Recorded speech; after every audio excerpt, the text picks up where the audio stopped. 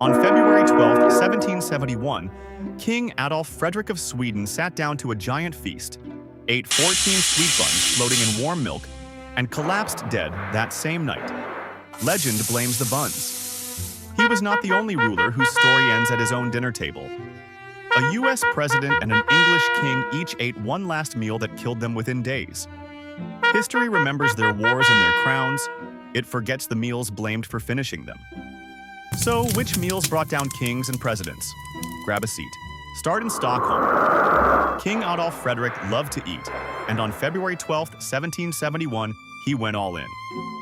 His last supper piled up lobster, caviar, sauerkraut, smoked herring, and champagne. Then came dessert, his favorite, semla buns swimming in a bowl of hot milk. Swedes call that dish hettvag. The king did not stop at one bun. He did not stop at two. He ate 14 of them. Soon after, his body gave out and Sweden's ruler was gone. To this day, Swedes call Adolf Frederick the king, who ate himself to death. Now jump to Washington on the 4th of July, 1850. It was brutally hot, and President Zachary Taylor sat through a long ceremony at the still-rising Washington Monument. To cool down, he ate a big bowl of cherries and washed them down with iced milk. Within hours, his stomach turned violent. Doctors called it cholera morbus, a savage gut illness. 5 days later, on July 9, 1850, Taylor was dead, just 16 months into his term. People whispered poison for more than a century, so in 1991 they dug up his body and tested it. The arsenic levels were far too low to be murder. It really was the cherries in the milk. Now go all the way back to the year 1135 to Normandy in France.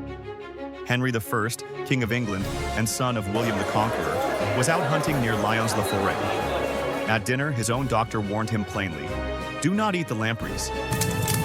Lampreys are eel-like fish that never agreed with him. Henry ate a whole pile of them anyway.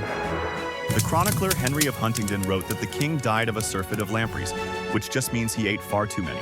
He was around 67 years old. On December 1st, 1135, the fish won. And because Henry left no clear male heir, his death threw England into a brutal 18-year civil war they later named the Anarchy. 3 crowns, 3 plates, 3 graves. A Swedish king whose legend blames 14 buns in warm milk. An American president dropped by cherries in cold milk. An English king killed by a fish he was told to skip. The wars fill the history books, but for these 3, dinner wrote the final page. So next time a menu tempts you, remember Adolf Frederick and stop